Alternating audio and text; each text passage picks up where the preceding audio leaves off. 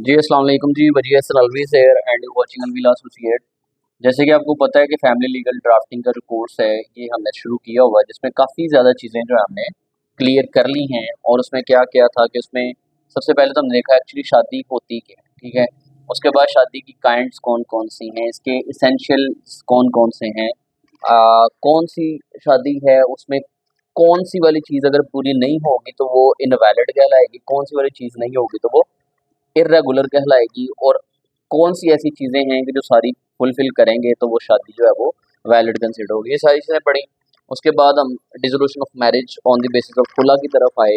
उसके different preposition की और उसका डिफेंडेंट साइड से आंसर कैसे करना है वो भी हमने सारा डिटेल में देखा।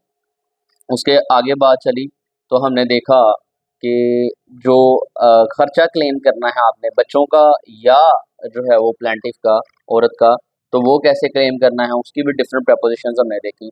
उसके बाद डाउरी आर्टिकल्स हमने देखा कि अगर आप समान जहेज क्लेम करना चाहते हैं तो वो कैसे करना है, उसका जवाब कैसे देंगे वो देखा, डिफरेंट प्रपोजिशंस देखी। उसके बाद जो है हमने देखा कि जो आपने और क्या देखा, हॉस्पिटलाइजेशन एक्सपेंसेस किए थे, ठीक है। उसके बाद हमने एक कंपोजिट सूट भी किया कि किस तरह से आप ये सब कुछ जो है ना एक साथ क्लेम कर सकते हैं, यानी dissolution of marriage on the basis of खुला, साथ में मेंटेनेंस, साथ में हॉस्पिटलाइजेशन एक्सपेंसेस, साथ में डाउरी आर्टिकल्स, ये सब एक साथ कैसे क्लेम कर सकते हैं ये भी सारा देखेंगे। अच्छा, आज हम एक ना बड़ा अ, मशहूर ज़माना कंसेप्ट है कोर्ट मैरिज का, ठीक है। तो अक्सर बहुत सारा स्टूडेंट्स ना इस पे कंफ्यूज होते हैं कि सर ये कोर्ट मैरिज क्यों कहलाती है। क्या ऐसा है कि इसमें जो निकाह है वो कोर्ट के अंदर जाके होता है? क्या इसमें जज की इन्वॉल्वमेंट होती है या कोर्ट का जो अमला है उसी उसकी कोई इन्वॉल्वमेंट होती है? तो क्या प्रोसीजर है और क्या चीज़ें हैं जिनका ख्याल रखना चाहिए कोर्ट मैरिज के टाइम पे? तो है ये थ्योरेटिकल कंसेप्ट है सारा, इसलिए नोट्स कोई नहीं है, इसके स्क्रीन पे कोई नोट्स वगैरह नहीं चलेंगे।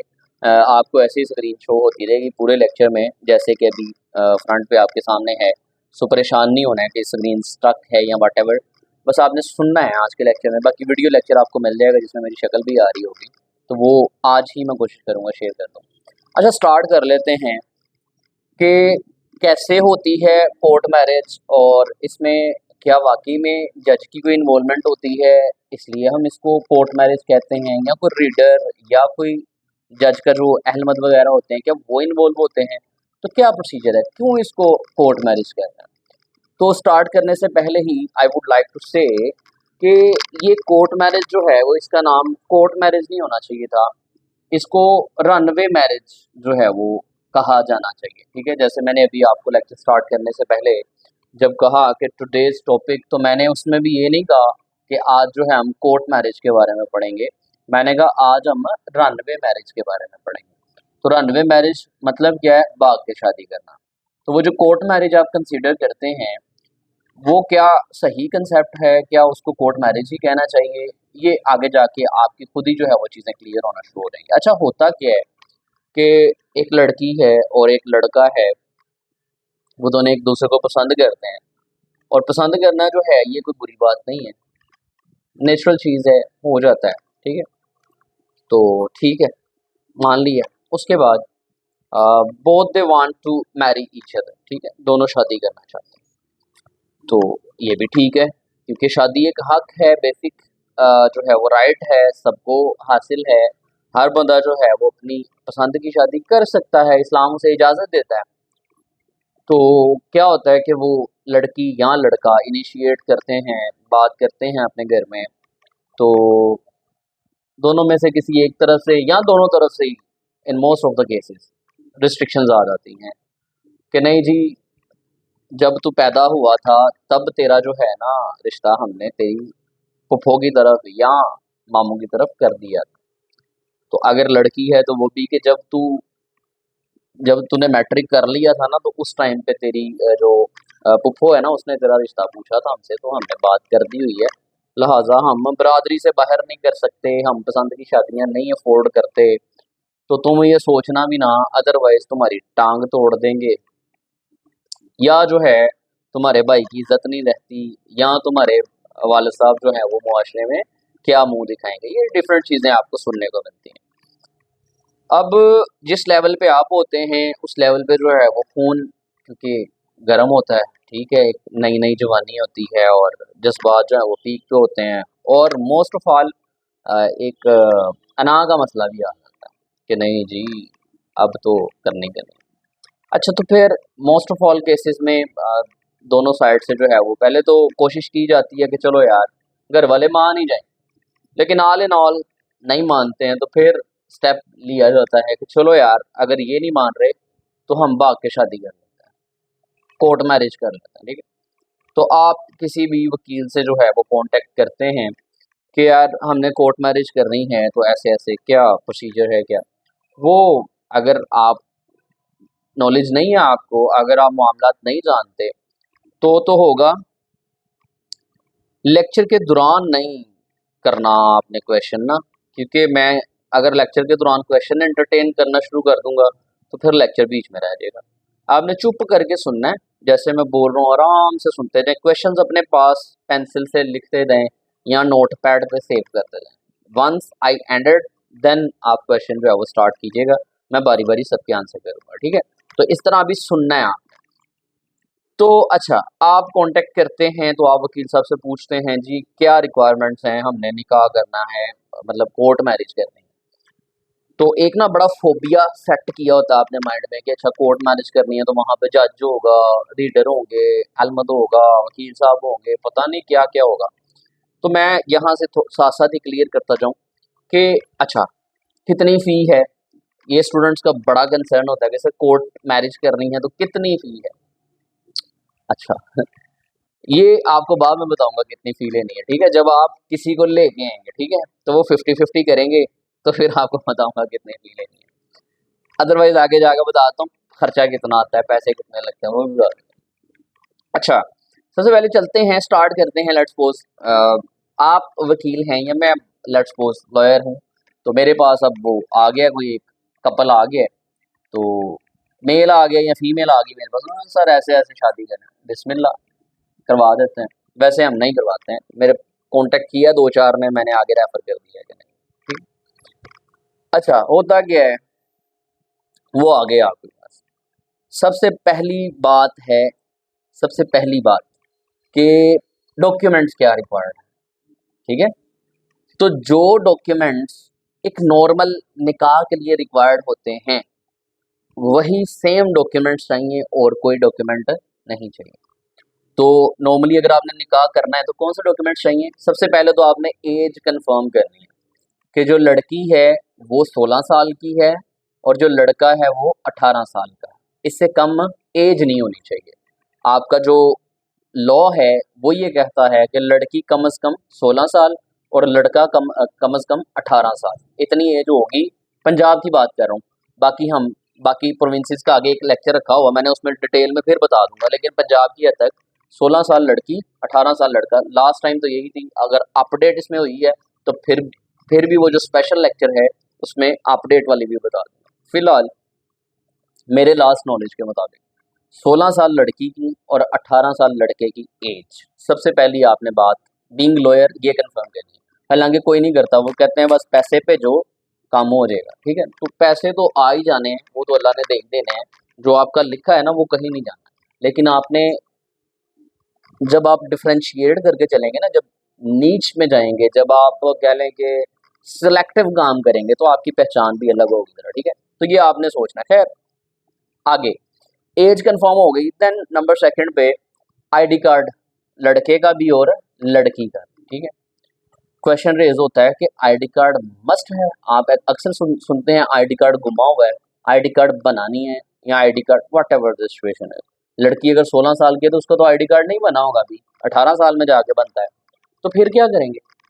तो फिर एक तो ऑप्शन आपने बता दी कि बेफॉर्म हो सकता है, ठीक है। अगर बेफॉर्म भी नहीं है, क्योंकि अक्सर जो ऐसी शादियां होती हैं ना, तो ये बैकवर्ड एरियाज से जो है वो लोग आते हैं, बैकवर्ड एरियाज से वो शादियां करने के लिए आते हैं।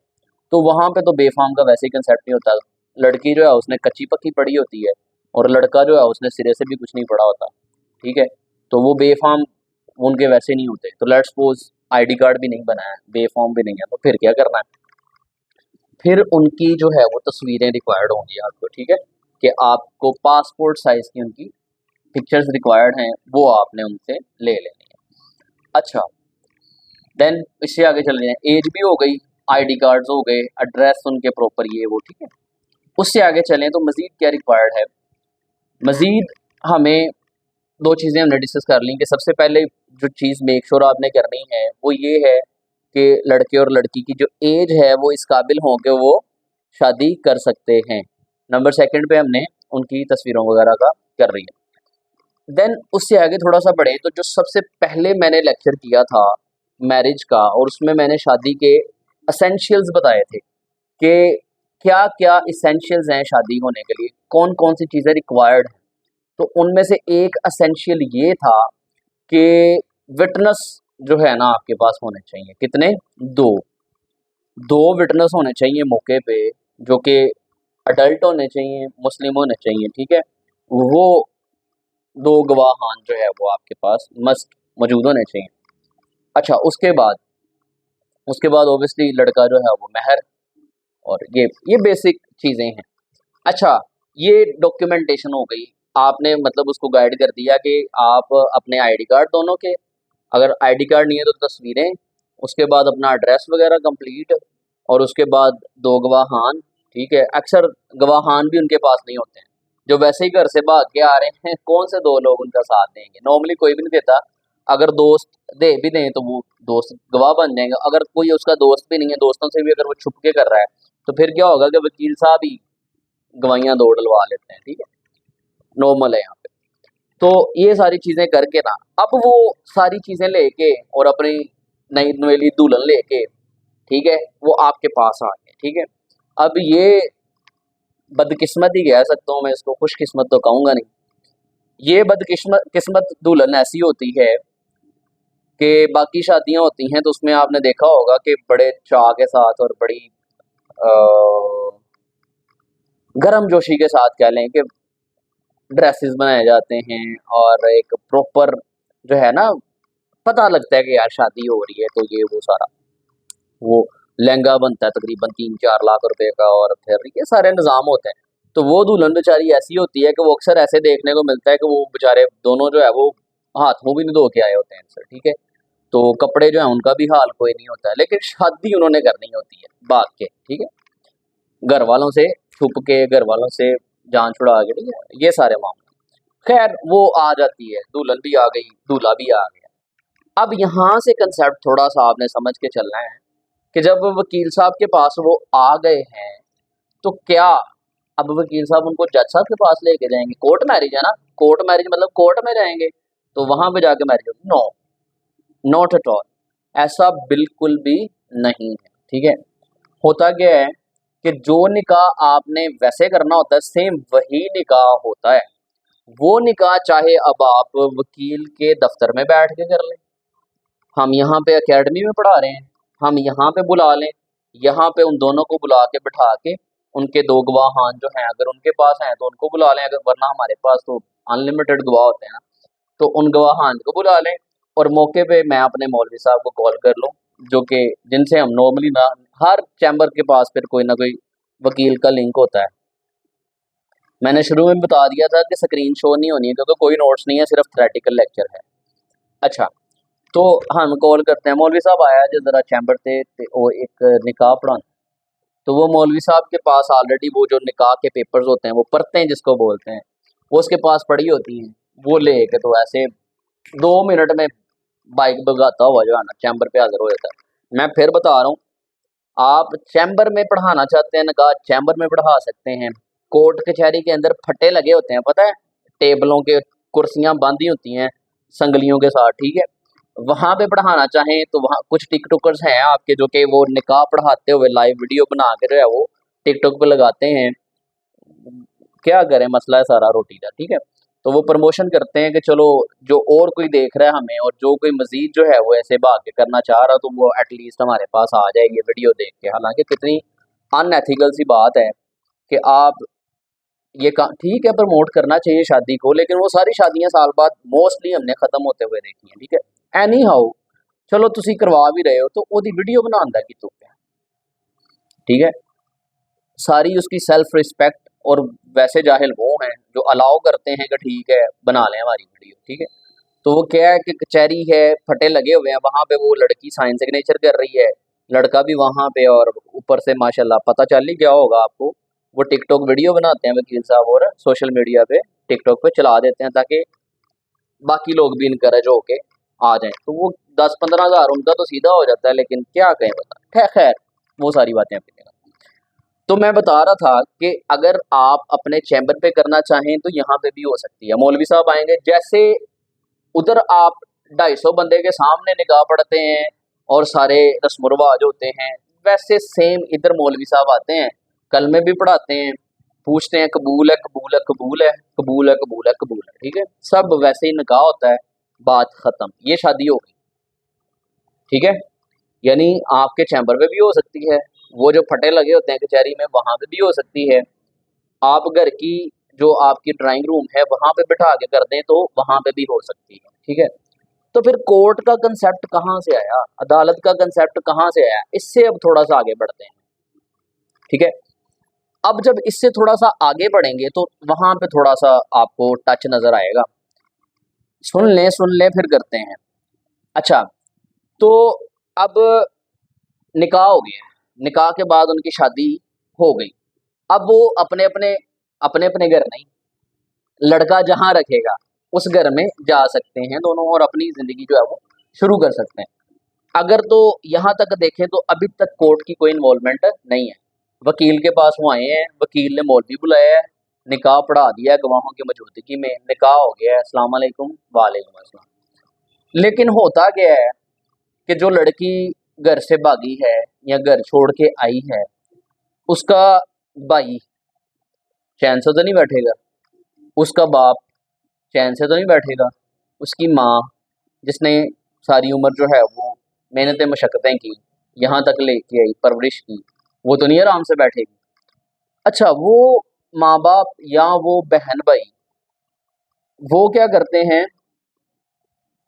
वेन्यू मेन्यू वकील, मेरी बात सुन लें, मैंने कहा है क्वेश्चन बाद में रखें, सारे क्वेश्चन एंटरटेन करूंगा, बीच में जो आप टोक रहे हैं ना सारा रिदम टूट जाता है। अब किसी ने क्वेश्चन किया ना, चैट म्यूट कर देनी मैंने, और पर्सनल व्हाट्सएप पे इनबॉक्स में जाके आपको कॉल करके आपकी अच्छी खासी ठकाई करनी है। ठीक है अब अब क्वेश्चन कोई ना करे बीच में। अच्छा, तो होता क्या है कि निकाह हो गया, अब सारे मामला, अब चैन से नहीं बैठेंगे लड़की के घर वाले, वो क्या करते हैं, वो पुलिस स्टेशन जाते हैं और जाके सीधा एफआईआर कटवाते हैं कि इस दिन इस डेट को हमारी बेटी जिसकी उम्र इतनी है, इस रंग का जोड़ा पहने हुए, फलां आदमी जो है उसको जो है वो ले गया, अगवा करके ले गया, ये नहीं कहेंगे भगा के ले गया, कॉल आ रही थी मैंने डिक्लाइन कर दी, तो ये नहीं कहेंगे कि भगा के ले गया। अजान सुन लें जरा एक मिनट, इसको पास करें। अच्छा, तो वो जो पेरेंट्स हैं लड़की के या भाई बहन हैं, वो क्या करते हैं, पुलिस स्टेशन जाते हैं, सीधी सीधी एक एप्लीकेशन देते हैं वहाँ पे थाने में कि फ़लाँ डेट को फ़लाँ वक़्त हमारी बेटी को फ़लाँ बंदा जो है वो अगवा करके ले गया या उसने अगवा कर लिया, हमें शक है कि उसने किया। ठीक है, अब पुलिस क्या करती है, पुलिस एक एफआईआर दर्ज कर देती है, अगवा का पर्चा दर्ज कर देती है उस लड़के के खिलाफ जिसके साथ ऑब्वियसली वो लड़की जो है वो भागी है। अब अदालत का काम शुरू होने लगा है, इस वजह से इसको कोर्ट मैरिज कहते हैं। ठीक है, यहाँ से खज्जल खराबी स्टार्ट होने लगी है। ठीक है, अगर तो लड़की के घर वाले परसू ना करें, यानी वो कहें ठीक है गई है जाने दो, दफ़ा हमारी तरफ से मर गई है, हमें कोई कंसर्न नहीं, अगर तो वो ये कहते हैं तो फिर तो कोई मसले वाली बात नहीं है, फिर लड़का जाने लड़की जाने, जो उन्होंने फैसला लिया है उस पर वो जैसे मर्जी अपनी आगे लाइफ जो है वो कंटिन्यू कर सकते हैं। लेकिन नॉर्मली ऐसा होता नहीं, 1% ऐसा होगा, 99% ऐसा होता है कि लड़की के घर वाले एफआईआर करवा देते हैं। अब जब एफआईआर करवा दी जाती है ना, तो लड़की और लड़के को सबसे पहले मसला नहीं होता। मसला किसको होता है? लड़के के दोस्त को। ठीक है, सबसे पहला बंदा जो उठाया जाता है ना, वो लड़के का दोस्त उठाया जाता है। ठीक है, क्योंकि लड़के के दोस्त का भी किसी का नाम उन्होंने पार्टी ने दिया होता है। तो अच्छा, वो लड़के का, क्योंकि लड़का और लड़की जिन्होंने शादी की है वो तो किसी एड्रेस पे ट्रेस उनको करना मुश्किल हो जाएगा, वो तो आगे पीछे होंगे, हो सकता है हनीमून पे चले जाएं नॉर्दर्न एरियाज या व्हाटएवर। ठीक है, तो उनको फिल फोर ट्रेस करना जरा मुश्किल होता है। ठीक है, तो होता क्या है कि लड़के का जो दोस्त है ना, सबसे पहले उसके घर छापा मारा जाता है और उसको उठा लिया जाता है। अच्छा, अब जब लड़के का दोस्त उठा लिया ना, तो उसको ले जाते हैं पुलिस वाले थाने। वहां पे जाके बिठा लेते हैं, कहते हैं हाँ भाई किथे यार तेरा। तो वो कहता है मेरे साथ तो उसका कोई ताल्लुक ही नहीं है, लिंक ही कोई नहीं, रास्ते ही कोई नहीं है। फिर उसको कहते हैं कोई बात नहीं, फिर उसको उसकी क्या लें वो करते हैं, धुलाई करते हैं थोड़ी सी, या उसके घर वालों को थोड़ा सा प्रेशराइज किया। उसके घर वाले तो परेशान हो जाएंगे, साड़ा मुंडा चुके हैं, तो वो परसू करने के लिए आते हैं। फिर लड़का जो है वो पता ही होता है दोस्तों को, यारों को। ये मैं एक सिचुएशन बता रहा हूँ कि मोस्टली ऐसा होता है, लेकिन अगर कोई दोस्त नहीं है तो फिर ऑब्वियसली डायरेक्टली लड़के और लड़की को ही ट्रेस करके पकड़ा जाएगा। खैर, तो वो दोस्त बता देता है नॉर्मली फिर कि अच्छा ऐसे, या वो अपने दोस्त को कॉल करता है कि यार आ जाओ, मजीद कोई नहीं। अच्छा, मसले वाली बात कोई नहीं है। वो अब लड़का और लड़की जिन्होंने शादी की है, अगर वो दोनों पुलिस स्टेशन आ जाएं, दो तरह से, अब थोड़ी थोड़ी ना ब्रीकी वाली बातें हैं, समझनी है। जब आप पे कोई एफआईआर होती है, तो उस एफआईआर होने के बाद पुलिस ने करनी होती है आपसे तफ्तीश। ठीक है, इन्वेस्टिगेशन। ठीक है, कि आप इस वकूवे में शामिल हैं नहीं हैं, क्या आपका रोल है, आपने उस पर अपनी स्टेटमेंट देनी होती है। ठीक है, अब लेट्स सपोज लड़का और लड़की दोनों पुलिस स्टेशन में आ गए, या लड़का अकेला आ गया, तो लड़का क्या करेगा? वो अपनी स्टेटमेंट रिकॉर्ड करवा देगा, जिसको बोलते हैं 161 का बयान, 161। क्या बोलते हैं? 161 की स्टेटमेंट। 161 सीआरपीसी, सीआरपीसी ज़ाब्ता फौजदारी। ठीक है, क्रिमिनल प्रोसीजर। तो 161 की स्टेटमेंट पुलिस के सामने रिकॉर्ड करवाई जाती है, जिसमें लड़का कहेगा कि मैंने जो है वो उसको अगवा नहीं किया है, वो बल्कि खुद मेरे साथ अपनी आज़ाद मर्जी से आई है, और मैंने उसके साथ निकाह किया है, और उस निकाह की कॉपी जो है वो ये है। जब ये बयान रिकॉर्ड करा देगा तो पुलिस उसको कुछ कह नहीं सकती है, लेकिन उनको पेश करना पड़ेगा before the magistrate, relevant magistrate जो है। ठीक है, फिर क्या होगा कि इन्फॉर्म कर दिया जाएगा उनको, लड़की के घर वालों को, कि जो आपने एफआईआर करवाई थी उसमें हमने लड़के को पकड़ लिया है, तो हमने इसको फलां टाइम पे कल जो है ना पेश करना है वहाँ पे इस मैजिस्ट्रेट के पास, जो कि क्रिमिनल कोर्ट सबसे नीचे इनिशिएशन यानी क्रिमिनल प्रोसीडिंग्स सबसे नीचे वाली जो अदालत है क्रिमिनल प्रोसीडिंग्स को इनिशिएट करने के लिए, वो मैजिस्ट्रेट्स हैं आपको, जो तहसील लेवल पे होता है। तो इस मैजिस्ट्रेट के पास पेश करना है, तो आप कल वहां पे आ जाएं। अब लड़की के घर वाले भी पहुंच जाते हैं, लड़का और लड़की भी पहुंच जाते हैं। अब यहाँ पे आके अगर तो अब 161 की स्टेटमेंट हो गई थी, जिसमें उन्होंने कह दिया हमने अपनी आज़ाद मर्जी से शादी की है। अब कोर्ट की इन्वॉल्वमेंट है, इसलिए इसको कोर्ट मैरिज कहा जाता है, कि अब पर्चा हो गया है, अब दोनों पार्टीज जो है ना, लड़की के घर वाले हैं एक तरफ और एक तरफ लड़की और लड़का है। अब जो है ना, लड़की और लड़के को पेश किया जाता है मजिस्ट्रेट के पास। वहां पे जाके अगर लड़की ये स्टेटमेंट दे दे, अब मैजिस्ट्रेट के पास जो स्टेटमेंट होनी है रिकॉर्ड, उसको कहा जाता है 164 के बयान, या स्टेटमेंट ऑफ 164। ये सिर्फ शादी की बात नहीं कर रहा हूँ, कोई भी एफआईआर है, कोई भी क्रिमिनल जो है वो प्रोसीडिंग है, उसका ऐसे ही है। 154 के तहत एफआईआर होगी, सेक्शन 154 ऑफ सीआरपीसी। ठीक है, सेक्शन 154 सीआरपीसी के तहत जो है वो एफआईआर होगी। सेक्शन 156 156 उसके तहत जो है वो इन्वेस्टिगेशन होगी, और सेक्शन 161 यानी 161 उसके अकॉर्डिंग पुलिस अपना बयान रिकॉर्ड करेगी, अपनी स्टेटमेंट रिकॉर्ड करेगी कि इसमें एक्यूज का मौकफ क्या है।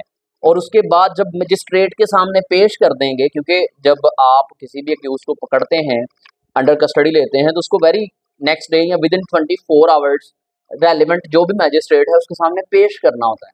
तो जब उस रेलिवेंट मैजिस्ट्रेट के पास जाएंगे तो उसके सामने भी आपने अपनी स्टेटमेंट देनी है उस के हवाले से, तो उसको बोलेंगे आप 164 की स्टेटमेंट, 164 का बयान।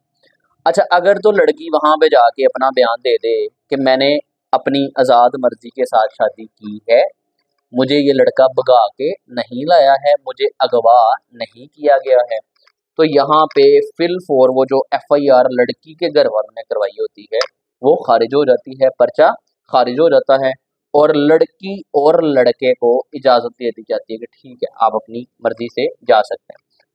लेकिन होता ऐसे है कि इधर से शादी होती है, उधर से FIR हुई, प्रेशर इतना आ गया, लड़की इतना घबरा गई कि पता नहीं कत्लो गारत हो जाएगी, मेरे वालिदैन मुझे मार देंगे, ये हो जाएगा, वो हो जाएगा।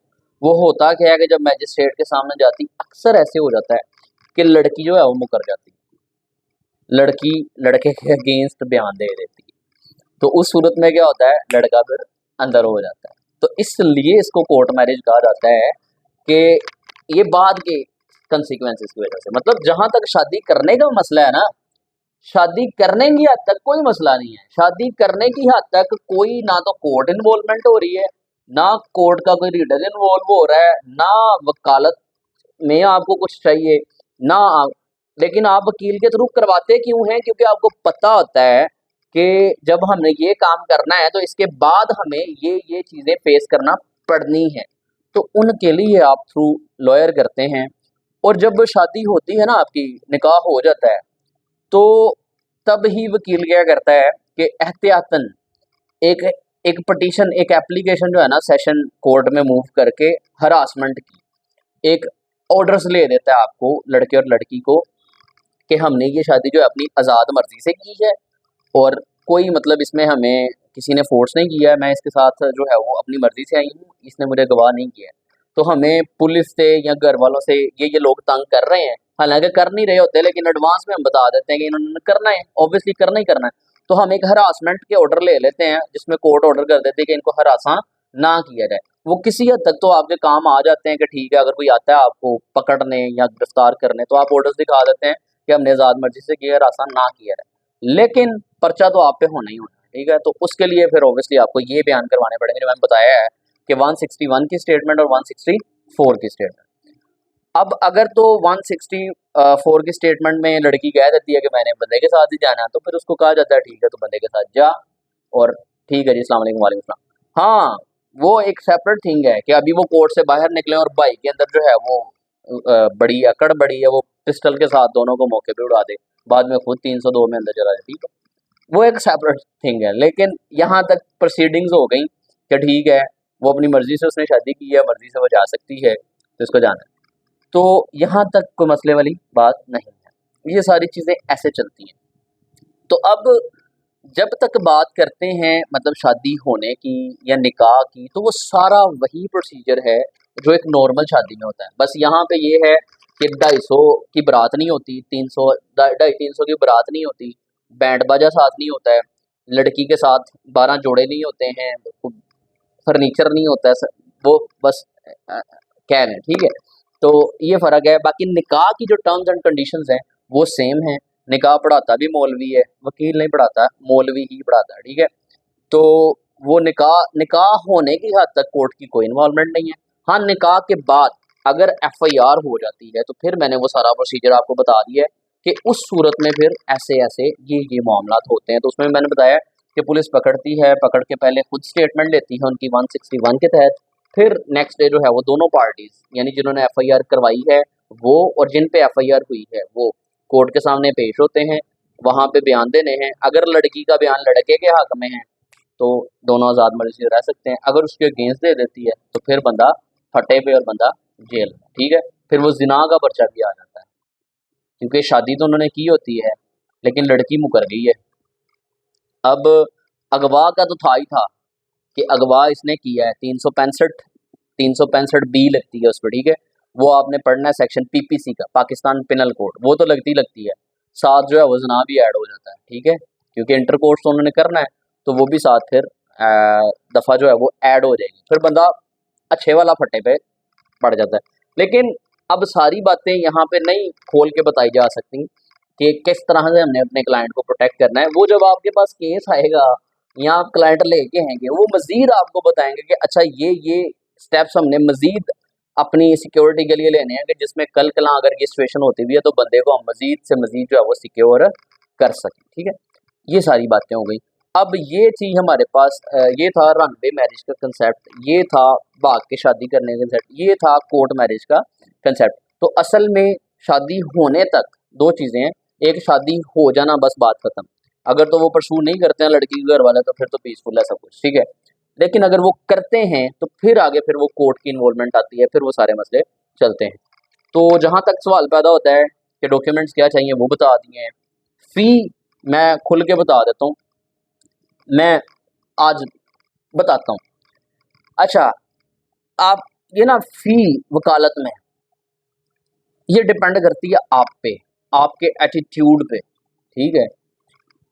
यहाँ पे आपको बहुत सारे वकील मिलेंगे कि एक बेल आई है, लेट्स सपोज कोई भी ऑफेंस है, कोई भी, तो बताते हुए ना खुद थोड़ी सी शर्म भी आती है कि यार ऐसा भी होता है। ऐसे लॉयर्स भी देखे हैं जो कहेंगे कि ठीक है एक सिगरेट की डिब्बी ले दो, बेल करवा दो। अंदाजा कर सकते हैं, यानी सिगरेट की डब्बी कितने की आ रही, 500 की, 700 की, ठीक है, उस पे भी तैयार हो जाते हैं, नाश्ते पे भी तैयार हो जाते हैं। और वही बेल 5,000 में भी होती है, वही बेल 10,000 में भी होती है, वही बेल 15 में भी होती है, वही बेल 25 में भी होती है, वही बेल लाख में भी होती है, वही बेल 5 लाख में भी होती है। फ़र्क क्या है? फ़र्क आपके एटीट्यूड का है, फ़र्क आपके तवक्कुल का है, फ़र्क आपकी ज़हनियत का है, फ़र्क आपके प्रोफेशनलिज्म का है। अगर तो जैसे मैं हमेशा डिस्करेज करता हूँ इस प्रैक्टिस को कि बीइंग स्टूडेंट अभी अगर आप पार्ट 2 में हैं, 3 में हैं, 1 में हैं, अगर आप प्रैक्टिस में चले जाएँगे तो आप क्या करते हैं, फिर आप अभी स्ट्रगलिंग होते हैं, उस टाइम पे तो ज़्यादा स्ट्रगलिंग होते हैं। तो उस टाइम पे ना एक लत लग जाती है बंदे को कि वो ना एक स्टाइल बन जाता है। आपको भी कॉमनली पता होगा कि 500,000 घर लेके जाना है। तो जब ये लत लग जाती ना बंदे को कि यार 500,000 घर लेके जाना है, तो फिर बंदा 500 या 1000 तक रह जाता है, ठीक है। लेकिन जब आप ये सोचते हैं ना कि यार 500,000 नहीं, मैंने पल्ले से लगते हैं तो लगा लेने हैं, लेकिन मैंने कभी भी जो है वो कंप्रोमाइज़ नहीं करना अपने एटीट्यूड पे, अपनी प्रोफेशनलिज्म पे, अपनी इन चीज़ों पे। तो फिर आप जब एटीट्यूड के साथ काम करते हैं, प्रोफेशनली काम करते हैं, तो जिस चीज़ का कोई बंदा 5,000 ले रहा है, उस चीज़ का आप लाख भी चार्ज करता है, ठीक है। आपको पता है हमारे पास जितने भी कुछ खुला केसेस भी आते हैं, जब हमने करने होते हैं तो हम फ्री ऑफ कॉस्ट भी कर रहे हैं। लाइक मैं अपनी बात बता रहा हूँ कि जो कहता है ना कि आई कांट अफोर्ड, तो उसके जो बेसिक एक्सपेंसेस आने होते हैं ना केस के ऊपर, वो केसेस भी मैं वो एक्सपेंसेस भी मैं खुद कर देता हूँ। वो 5 आना है, वो 10 आना है, वो 15 आना है, नो इशू एट ऑल, ठीक है। वो नहीं कर पाता है, नहीं कर पा रहा है, मतलब मीट आउट नहीं कर पाता है, कोई मसले वाली बात नहीं है। सदका ना हर चीज़ का होता है। तो मैं आपको आज ना ये बड़ी बहुत बड़ी बातें हैं जो 15-20 साल लगा के समझ नहीं आती, मैं आपको बता रहा हूँ, कभी शायद आपको याद आए। हर चीज़ का सदका होता है। लाइक आप घर में आपकी इनकम है, कुछ भी है ना, उसका आप मंथली सदका कोई ना कोई निकालते हैं। तो आपकी जो प्रैक्टिस है ना, इसका भी सदका है। कोई एक केस, कोई महीने में एक आध केस जो है ना, आपने ऐसा ऐसा भी कर देना है कि जो आप मुफ्त में कर रहे हैं, जो आप फ्री ऑफ कॉस्ट कर रहे हैं। लेने को आप 5 लाख भी ले रहे हैं, लेकिन लेने को आप कुछ भी नहीं ले रहे हैं। वही केस है हमारे पास, डिफरेंट खुला आती है, वही खुला हम लाख रुपए लेके भी करवा रहे हैं, ठीक है। और वही खुला हम फ्री ऑफ कॉस्ट, बल्कि फ्री ऑफ कॉस्ट की बजाय भी पल्ले से लगा के कर रहे हैं, ठीक है। एटीट्यूड, हालांकि देखा जाए तो बंदा कह सकता है चलो कुछ नहीं तो 5,000 दे दो, हाँ खर्चा निकल आएगा केस का।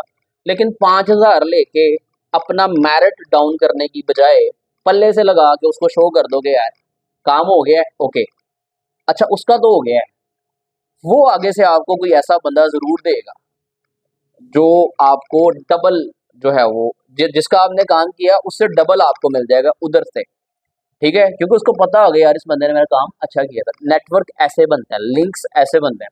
लेकिन अगर आप उसी चीज़ में पड़ जाएंगे 500,000 के 500 ले ली फीस, ठीक है 1000 ले लिया, 500,000 घर लेके जाने वाली जब सोच होगी ना तो फिर वो 500,000 ही रहेगा। जब आप शुरू के साथ ईयर्स में जाते हैं ना तो सीनियर आपको जाते सार यही करता है कि 500 डेली 1000, वो भी आपके रेंट आउट में निकल जाते हैं, इधर उधर के एक्सपेंसेस निकल जाते हैं, फिर वो लत नहीं जाती कभी भी, फिर आप उसी में रह जाते हैं। ठीक है, तो बड़ा सोचना जब शुरू करेंगे, जब छोटी छोटी चीज़ों को ठोकर मारना सीखेंगे किसी बड़े मफाद के लिए, तो फिर आगे बढ़ेंगे। लेकिन अगर सारी उम्र छोटा छोटा ही सोचते रहेंगे कि मैंने ये भी नहीं छोड़ना, ये भी नहीं छोड़ना, ये भी फिर नहीं, सिलेक्टिव काम कर लें लेकिन अच्छा कर लें। ठीक है, तो फीस क्या होगी इस कोर्ट फीस, कोर्ट मैरिज की, ये कोई नहीं है, कोई फीस नहीं है, मतलब कोई खर्चा ही नहीं है। अगर खर्चे की बात करें तो मौलवी को जो 2500 3000 देना है निकाह पढ़ाने का, वही खर्चा है और आपका कोई खर्चा नहीं आना है। बाकी आप पे डिपेंड करता है कि आपने खुद को कितना बनाया है, कितना मनवाया है। ठीक, देखें मार्केट के अंदर बैठे हैं, ये लाहौर की सबसे बड़ी एक तो लाहौर जो है एशिया की सबसे बड़ी बार है, और सेकेंडली जहाँ पे हम बैठे हुए हैं ये तो मंडी है एक वकीलों की, कह लें कि यहाँ पे सारी जो नीश है ना वो यहाँ पे बैठी हुई है। बाकी बार्स हैं लेकिन उनमें वो नहीं है जो रश यहाँ पे है। तो यहाँ पे रह के अपने आप को मनवाना एक बड़ी चीज़ है। यानी साथ वाला चैम्बर जो है वो 5000 में भी अलाउ करवा रहा होगा वो काम, लेकिन इवन देन आप इस काबिल खुद को बना लें कि वो बंदा जाए ही ना। मतलब ऐसे काम होते हैं कि हमें कहना पड़ता है कि इतने लेने हैं, करवाना है बिस्मिल्लाह, नहीं करवाना तो देखो वकील ही वकील है, जहाँ से मर्जी जाकर करवा लो। अक्सर करवाते भी हैं वो, लेकिन अक्सर वो नहीं उठते हैं, वो कहते हैं नहीं भाई सेटिस्फेक्शन यहाँ से है। ठीक है, तो यकीन करें जो 6 महीने लगा के 5-5 हज़ार लेके करने हैं ना, वो 1 महीने में 1 दिन में उतने आ जाते हैं कि 6 महीने बंदा सुकून से खा सकता है। ठीक है, अगर आप तवक्कुल के साथ चलते हैं, एटीट्यूड बना के चलते हैं, सिलेक्टिव काम करके चलते हैं। ये वो बातें हैं जो हर कोई नहीं बताता है, फील्ड में भी नहीं बताएगा। 15-15 साल लगते हैं लोगों को ये सीखने में, लेकिन हमने जल्दी सीख ली हैं, कुछ ज़्यादा काम करके, कुछ नज़रें खोल के, कुछ माइंड खोल के गंजे हो गए हैं, सफ़ेद बाल आ गए हैं, वक़्त से पहले आ गए हैं। लेकिन इसलिए आ गए हैं कि यार काम किया है, मेहनत की है, पढ़ा है और अब बढ़ा रहे हैं। ठीक है, तो आपने भी कोशिश करनी है कि किसी के अंडर नहीं लग जाना जाके 500 करें, ज़रूर करें, लेकिन फ्री ऑफ कॉस्ट कर लें। ज़रा अपनी पहचान बना के ठहराव के साथ। लेकिन ज़रूरत भी होती है इंसान की, उस चीज़ को मैं कभी नहीं मना कर रहा हूँ। मैं हमेशा इनकरेज करता हूँ कि आप जॉब्स करें, आप स्किल्स सीखें, खुद को भी तो चलाना है, लेकिन अपना एटीट्यूड ज़रा बना के रहना है, खुद को डाउन नहीं करना है, प्रोफेशनली डाउन नहीं करना है। अगर आपने एक दफ़ा सेट कर ली ना कि 5000 में आप ये काम करवा देते हैं, तो वो 5000 तक ही आपने रहना है, आप लाख नहीं दे सकते। लेकिन अगर डे फर्स्ट से आपने कह दिया ना मैंने इस केस का लाख लेना है, तो वो फिर लाख ही रहना है, वो 5000 रुपये नहीं आना। तो ऐसा होता है, क्लाइंट्स लोग हमें देते हैं फिर कि यार ये काम मैं करवा दें। मैं अगर अपनी मिसाल बताऊं, जब मैंने सबसे पहले एक डिसोल्यूशन ऑफ मैरिज का मैंने केस फाइल किया, डिसोल्यूशन ऑफ मैरिज मार्केट में जहाँ से मर्जी जाकर करवा लें, 5000 में भी लोग करवा देते हैं, 10,000 में भी, मैक्सिमम 20-25 हज़ार में बड़े खुली डुली जो है ना डिसोल्यूशन ऑफ मैरिज हो जाती है। लेकिन लाइफ में कभी इतने नहीं लिए, इससे कई गुना ऊपर ही लिए हैं। ठीक है, और मेरा अपना केस नहीं था, अपना क्लाइंट नहीं था, मेरी एक क्लास फेलो थी और वो बजाते खुद भी प्रैक्टिस करती थी, लेकिन उनकी क्लाइंट थी आगे, एक डॉक्टर थी वो। तो उन्होंने मुझे फ़ोन किया कि वजी ऐसे ऐसे है तो तुमने डील करना है, आई बिलीव यू। ठीक है, तो पता नहीं कौन सी बात उसको पसंद थी मेरी, एनी हाउ मैंने कहा ओके। मैंने क्लाइंट से कांटेक्ट किया, शी वाज अ डॉक्टर। तो यहाँ से आपने यहाँ से आपकी वर्किंग स्टार्ट हो जाती है, मैम करते क्या हैं आप? तो उसने कहा मैं डॉक्टर हूँ, मेरे वाले साहब भी डॉक्टर हैं, मेरी वालदा भी डॉक्टर है। मैंने कहा ठीक है। उन्होंने कहा एज सून एज पॉसिबल काम चाहिए। मैंने कहा मैडम 1 हफ्ते में हो जाए, ठीक है। उन्होंने कहा इससे बेहतर क्या चाहिए। दूसरी उन्होंने बात की मेरा चक्कर ना लगे अदालत में।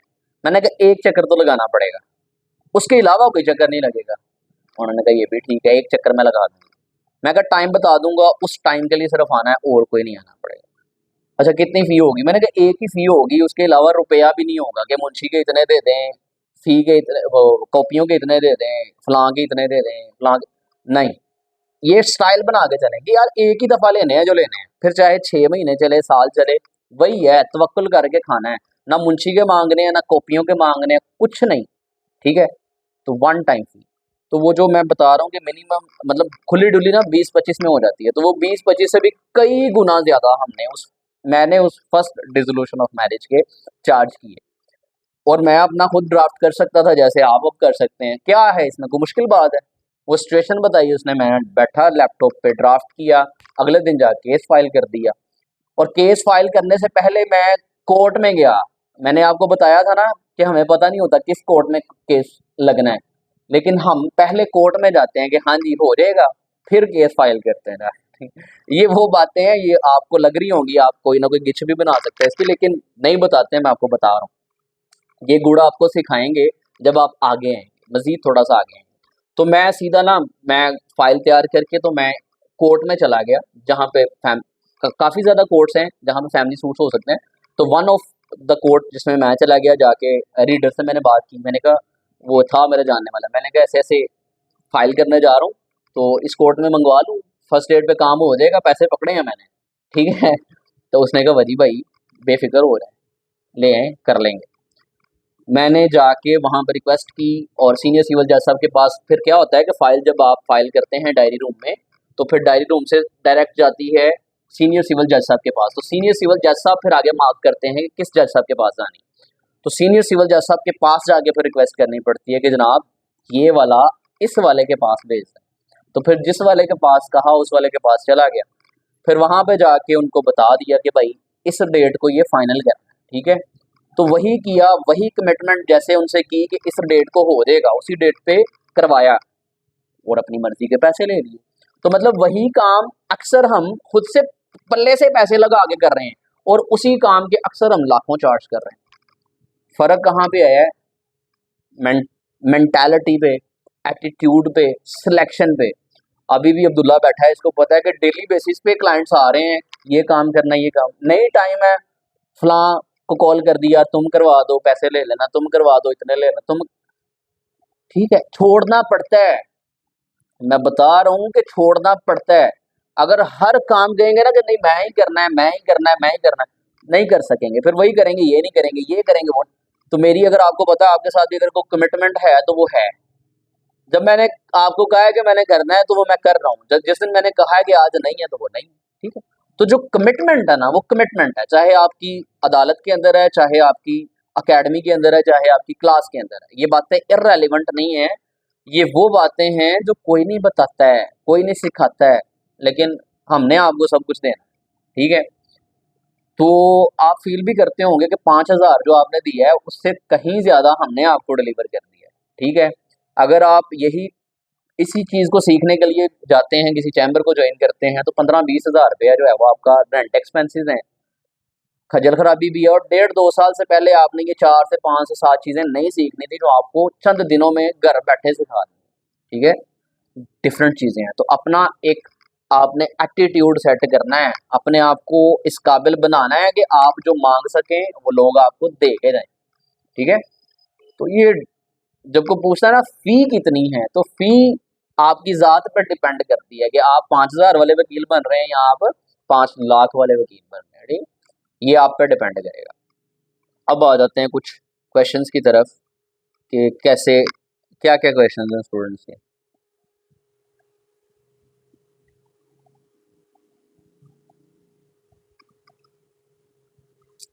अच्छा जी, माइक चल रहा है मेरा?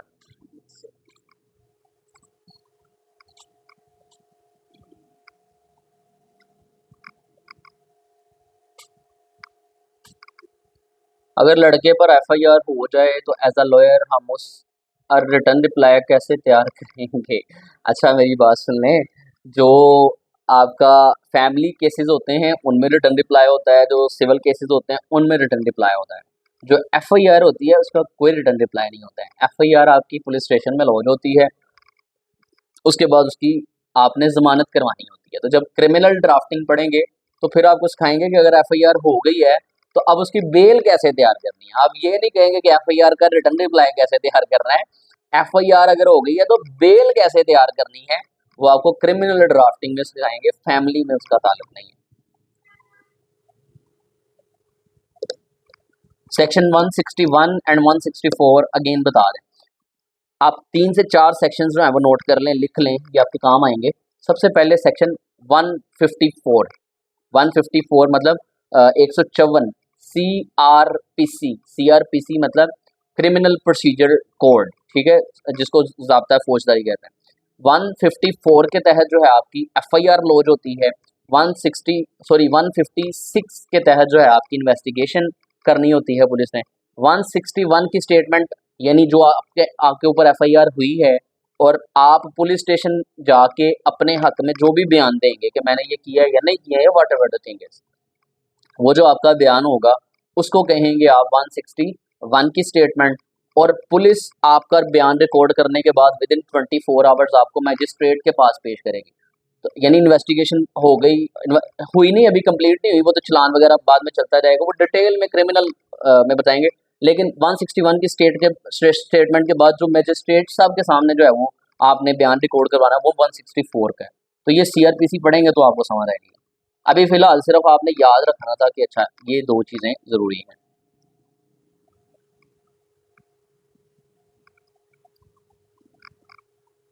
अच्छा जी सर, पहली दफ़ा कितनी फ़ी ली थी आपने? अच्छा, मैं बिलीव करें, टू बी वेरी फ्रैंक, सच बता रहा हूँ कि पहले तकरीबन 1.5 से 2 साल तो शक्ल ही नहीं देखी थी केस की, ठीक है ना?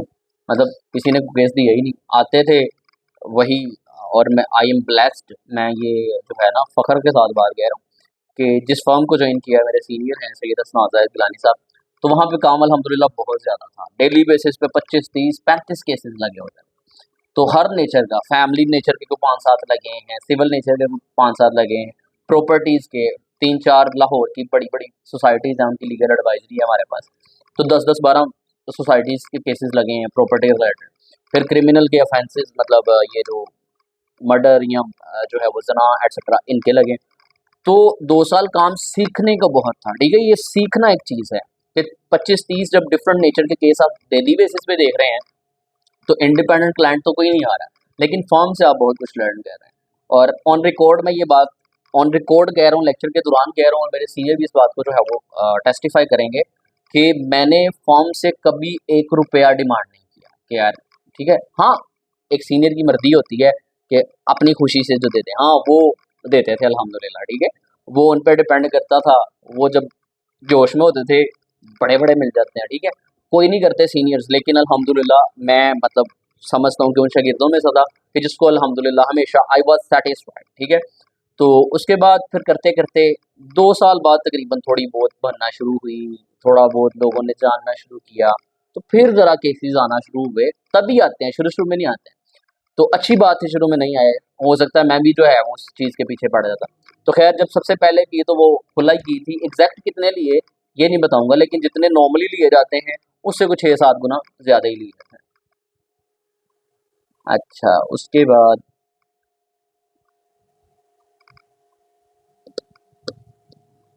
बिल्कुल सर, यू आर राइट, आपने सब कुछ बहुत अच्छा बताया है और रियली 5K कुछ भी नहीं आपने लिए, अगर हम इसे समझे तो। चलें जी, थैंक यू कि अगर आप एप्रिशिएट करते हैं तो। सर आपने फर्स्ट टाइम क्लाइंट से कितना चार्ज किया था, मैंने बता दिया है। फर्स्ट टाइम अगर क्लाइंट की बात करते हैं तो वो तो हमने 2 साल लगाए ही हैं, मतलब वो क्लाइंट आ रहा है, लगा रहे हैं, उससे उससे भी डिमांड नहीं की, क्योंकि फर्म का क्लाइंट ख़राब हम नहीं करते थे। ये भी बड़ी चीज़ होती है कि क्लाइंट फर्म का है और हम उसको ख़राब करें। लेट्स सपोज़ कि उसे कहीं कॉपी के इतने दे दो, मुंशी को इतने दे दो, तो वो क्या है, आपका तो कुछ नहीं जाएगा, लेकिन वो फर्म का क्योंकि क्लाइंट है तो सीनियर की रेपुटेशन ख़राब हो जाएगी। तो मैंने कभी ये भी नहीं किया था। हम 2 लोग थे, 2 फेलोज़ थे, दोनों इकट्ठे आए, तो हम मिल-जुल के जितने भी खर्चा आता था ना, हम खुद ही कर लेते थे। तो हमने सीनियर को भी कभी नहीं बताया था कि हमारे इतने लग गए हैं, ठीक है? लेकिन उनको पता होता है कि इतने लग रहे हैं, अच्छा व्हाटएवर। लेकिन मैंने बताया कि शुरू के 2 सालों में तो लगाए ही हैं, क्लाइंट्स से कुछ नहीं आया। हाँ, सीनियर से मिल जाते थे, और वो कितने मिलते थे अल्हम्दुलिल्लाह। और इंडिपेंडेंट जब अपना क्लाइंट पकड़ा तो तब अल्हम्दुलिल्लाह बताया, खुला का पकड़ा था, और भी वो भी मतलब मेरी ही क्लास फेलो थी, और देन एसोसिएट भी कह लें, उसने दिया था, और लाख से ज़्यादा ही था। फिर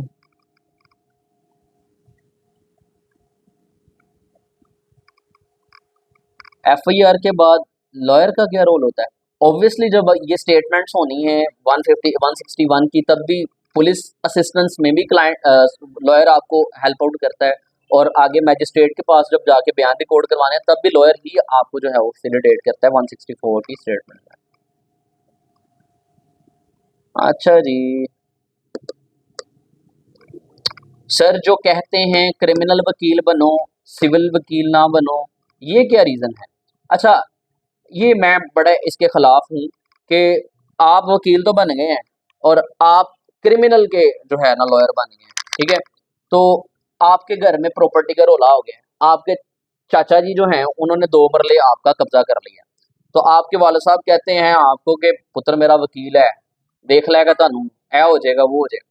तो वो क्या करते हैं कि वो बेटे में मान करते हुए चाचे को सुना भी देते हैं, और जब बेटे की बारी आती है अपना मसला सॉर्ट आउट करने की, तो बेटा कहता है मैं तो क्रिमिनल लॉयर हूँ, मुझे तो प्रॉपर्टी का काम आता ही नहीं है, तो लानत तेरे वकील बना, ठीक है? और अगर आप कहते हैं जी मैं तो सिविल का जो है ना लॉयर हूँ, तो अच्छा, आप सिविल लॉयर हैं, सिविल केसेस सारे डील करते हैं, और अल्लाह ना करे कि आपके अब्बा जी जा रहे हैं और उनके साथ मसला पेश आ गया है, अल्लाह ना करे, लेकिन फर्ज कर लेते हैं, तो उन पे एफआईआर हो गई है। अब अब्बा जेल में है और आप कह रहे हैं मैं तो सिविल का वकील हूं, मुझे बेल का पता ही नहीं कैसे करानी, लानत तेरे वकील बना। तो शुरू का जो 2-3 साल होते हैं आपने हर काम करना है, आपने सिविल का भी काम करना है, आपने क्रिमिनल का भी काम करना है, आपने फैमिली के केसेस भी डील करने हैं। शादी आप कर लें, बीवी आपकी जो है वो आपसे खुला लेने डर जाए, चली जाए, ठीक है? और आप गए मैंने कभी जो है वो फैमिली केस पकड़ा ही नहीं है, लानत तेरे वकील होने, ठीक है? तो शुरू के डेज में क्या करना है आपने, शुरू के डेज में एटीट्यूड को फेंक देना है, काम करना है, रोटियां नहीं खानी। मतलब इलेक्शन हर दूसरे दिन, एक तो ये बड़ा यब है, हर दूसरे दिन ना टिकटॉक भरी होगी आपके, वो लड़कियां भी आ रही होंगी, वो चल रही होंगी, खाने शाने चल रहे हैं, ये वो, आप बड़ा इंस्पायर होंगे, टिकटॉक पे हैं लड़कियां, आप बड़ा इंस्पायर होंगे, ले यार इतने अच्छे अच्छे रेस्टोरेंट, वो सारी वकीलों की रोटियां होती हैं, वो जो इलेक्शंस लड़ रहे होते हैं ना, कोई सदर है कोई सेक्रेटरी है, वो खाने खिला रहे होते हैं और ये टिकटॉक बना के चाड़ देती, वो सारी बच्चियां फिर इंस्पायर हो ही जाती हैं, ले भाई शशके शशके।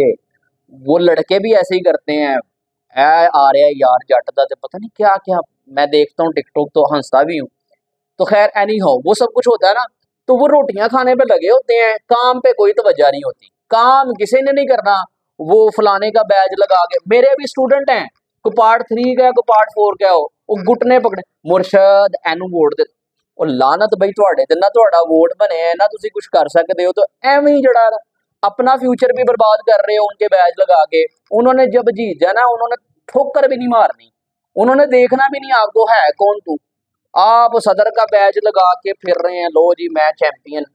वो एक दफा जीत गया ना सदर, उसने देखना भी तो है कौन, एक दफा बन गया सेक्रेटरी, उसको पता भी नहीं होना हुमा कौन है, खदीजा कौन है, लुबना कौन है। और लुबना भाईजान बैज उसका लगाए फिर रही है, अभी स्टूडेंट है लुबना, लेकिन लुबना फिर रही है पूरे भारानल, लुबना हर जगह रिक्वेस्ट कर रही है, सर मेरे ये सीनियर है वोट कर, ना लुबना का अपना वोट बने हैं, ना लुबना को कारकर्दगी उसे परफॉर्म कर सकती, लेकिन लुबना ने रिक्वेस्ट कर कर जड़ा ना अपना स्टडी का कैरियर भी तबाह कर लिया, तो उथे प्रैक्टिस भी नहीं करनी, लानत है भाई। भाई पढ़ लो, टाइम है, वो जो शुरू शुरू के 2-4 साल होते हैं काम करने के, उन 2-4 सालों में सीखना होता है, वो 2-4 साल आप इलेक्शन ऑफिस में गुजार देते हैं रोटियां खा के, वो मत फिश, ठीक है? तो फिश बड़ी चलती है, बकरा खिलाते हैं, ठीक है? तो मैं जब आया ना ऑफिस में, तो मुझे मेरे उस्ताद ने कह दिया, उसने कहा पुत्र अगर तो काम करना है तो 2 साल सर नहीं उठाना, काम करना है। मैं ना देखूं किसी इलेक्शन में, मैं ना देखूं किसी का बैज लगा हुआ, मैं ना देखूं किसी का इलेक्शन कंटेस्ट करते हुए, तो फिर वकील बन जाएगा। तो अगर खाने शाने खाने हैं, तो मेरा पुत्र जा बैज लगा, नारे लगा, और 2 साल यकीन करें मैंने ना किसी का बैज टैग किया, ना किसी के जो है वो नारे लगाए, और अल्लाह का शुक्र है काम किया 2 साल। तो शुरू का टाइम जो है ना वो काम कर लें, बाकी ये लोग आपके पीछे पीछे ही हैं। आज भी मेरे घर से कुछ 36 कैंडिडेट जो है वो मुड़ के जाते हैं अलवी साहब घर में, अलवी साहब नहीं मिलते, अलवी साहब बिजी बंदे हैं, अलवी साहब वेले हैं, अलवी साहब आपका बैज लगा के रिक्वेस्ट है, बंदा पूछे काम कोई नहीं, तो सारा दिन फिर यही काम करना है, 600 रुपए दिहाड़ी पे रखते हैं वो, कि सारा दिन कॉलें करनी है, रिक्वेस्ट करनी है, नायब सदर के लिए वोट दे दो। इस चीज से बचना है, इस चीज से दूर रहना है। स्टूडेंट लाइफ में आप चले जाते हैं, वो आपको कार्ड दे के भगा देते हैं सदर की रिक्वेस्ट, हम्बल सबमिशन, वो जब सदर बन जाता है किक आउट कर देते हैं आपको, ठीक है। तो इन चीज़ों से बचना है, इन चीज़ों से दूर रहना है, काम करना है। तो शुरू के सालों में अगर काम कर लेंगे ना तो फिर अच्छा करियर बन जाएगा। अगर शुरू के सालों में टिकटॉक ही बनानी है, रिक्वेस्टिंग करनी है, वोट फॉर फलां वोट फॉर फलां, तो फिर पुत्र वोट ही मंगते रह जाओगे, फिर ना क्लाइंट आने ने ना पैसा आना है, तो लोगों के पीछे लग के रोटियां शोटियां खा के जड़ा है फिर कहना है वकालत देती कुछ नहीं। वकालत बहुत कुछ देती है अगर प्रोफेशनली काम करेंगे तो, ठीक है। जितनी बातें कर लूँ ना, मेरे पास बड़ी बातें हैं, कम ख़त्म नहीं होनी, लेकिन लेक्चर पता नहीं क्यों घंटे का हो गया, तो यहीं पे करते हैं ख़त्म, बाकी फिर किसी टाइम सही, ठीक है। अल्लाह हाफ़िज़।